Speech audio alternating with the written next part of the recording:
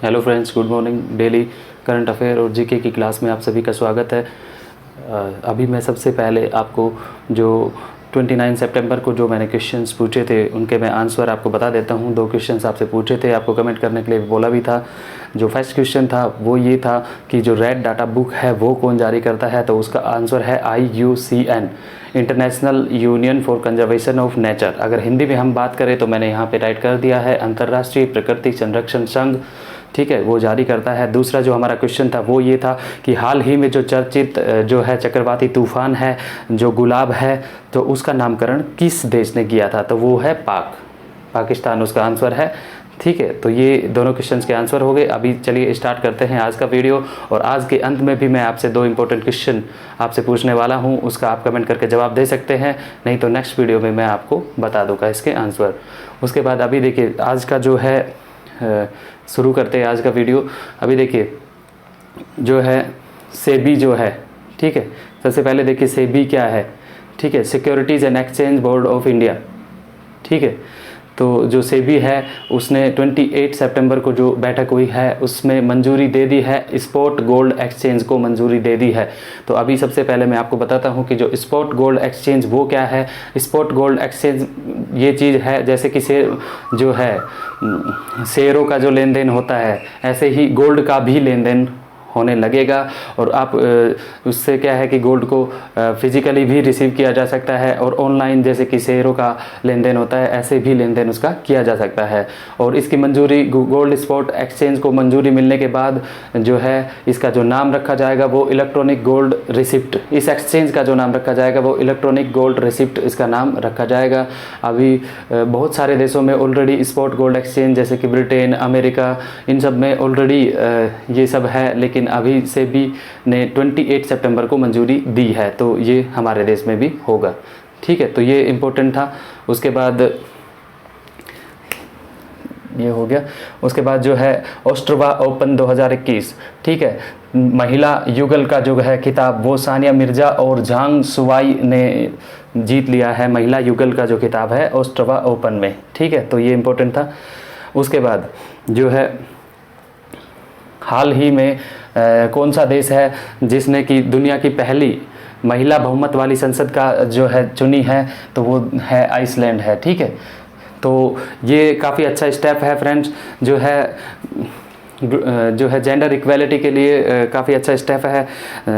और जो gender equality जो है इंडेक्स हाल ही में जो आया था उसमें जो है फर्स्ट नंबर पे भी है आइसलैंड, ठीक है, आइसलैंड उसमें फर्स्ट नंबर पे है। भारत की पोजीशन की बात करें तो 140वां उसमें स्थान है जेंडर इक्वालिटी के मामले में, ठीक है। तो ये काफ़ी इम्पोर्टेंट था, दुनिया की पहली महिला बहुमत वाली संसद बन गई है, ठीक है। उसके बाद अभी देखिए वायुसेना उप प्रमुख अभी हाल ही में किसको बनाया गया है, तो वो बनाया गया है एयर मार्शल संदीप सिंह को नियुक्त किया गया है वायुसेना उप प्रमुख, ठीक है। अभी देखिए विश्व तीरंदाजी चैंपियनशिप 2021 का आयोजन कहाँ हुआ है, तो ये अमेरिका में हुआ है, ठीक है, काफ़ी इम्पोर्टेंट है ये भी जो है। अभी देखिए हाल ही में आयोजित फास्ट सोलो साइकिलिंग जो है उसमें गिनीज वर्ल्ड रिकॉर्ड बनाया है, ठीक है। भारतीय सेना के अधिकारी है लेफ्टिनेंट कर्नल श्रीपद श्रीराम ने 34 घंटे में 472 किलोमीटर के साथ ही जो है गिनीज वर्ल्ड रिकॉर्ड बनाया है, काफ़ी इम्पोर्टेंट है। उसके बाद अभी देखिए जो मास्टर कार्ड है, ठीक है, उसने अपना ग्लोबल ब्रांड एम्बेसडर जो है नियुक्त किया है, ग्लोबल एम्बेसडर नियुक्त किया है मैग्नस कार्लसन को, जो कि नॉर्वे के रहने वाले हैं। और आपको अधिक जानकारी के लिए बता देता हूं कि जो मास्टर कार्ड है वो इसका जो मुख्यालय है वो न्यूयॉर्क अमेरिका में स्थित है, ठीक है। अभी देखिए DRDO जो है हमारा defence research and development organisation जो है उसने सफल परीक्षण किया है आकाश प्राइम मिसाइल का, ठीक है।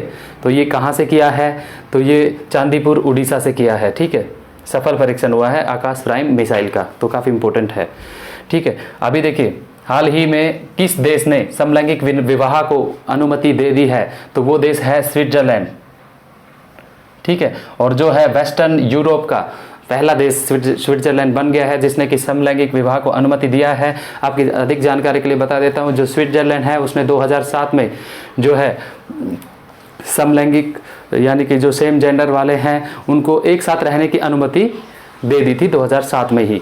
अभी इसी चीज़ के ऊपर एक और स्टेप लिया है और इनके विवाह को भी अनुमति दे दी है। और आपको बता देता हूं कि जो सबसे पहला देश था जिसने समलैंगिक विवाह को अनुमति दी थी वो नीदरलैंड था। अगर एशियाई देशों की बात करें तो वो है ताइवान। ठीक है, तो ये काफ़ी इंपॉर्टेंट है।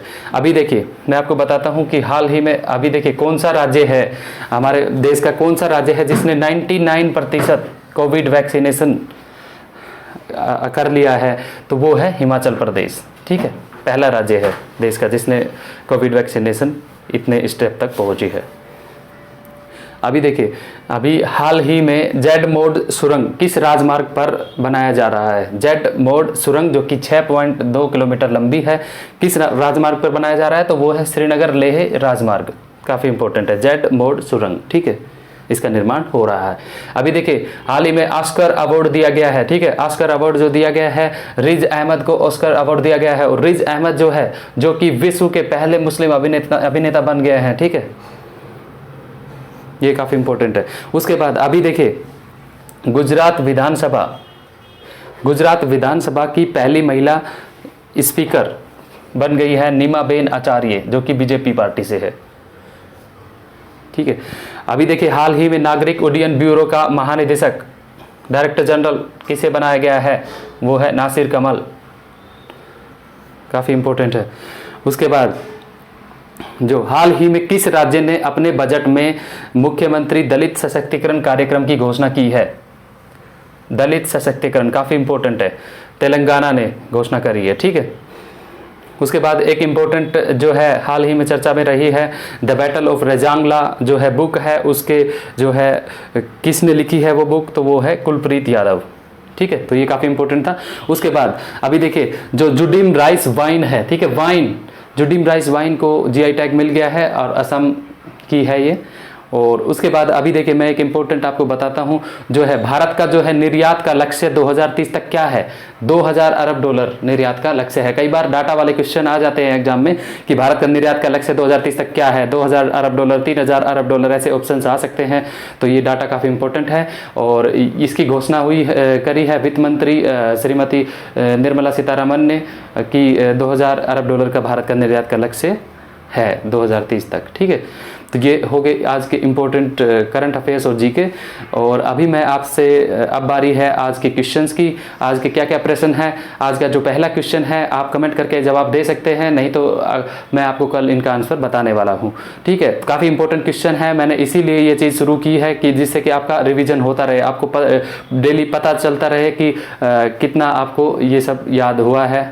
ठीक है, तो सरकार का रिन्यूएबल एनर्जी यानी कि अक्षय ऊर्जा का 2030 तक क्या लक्ष्य है। ठीक है, ये पहला क्वेश्चन ये है। दूसरा क्वेश्चन ये है कि हाल ही में किन्हें भारतीय वायुसेना का प्रमुख नियुक्त किया गया है। ठीक है, तो काफ़ी इम्पोर्टेंट है। अभी जो है आज ही से यानी 30 सितंबर से ही वो पद ग्रहण करेंगे, तो आपको ये आंसर कमेंट करके बता सकते हैं।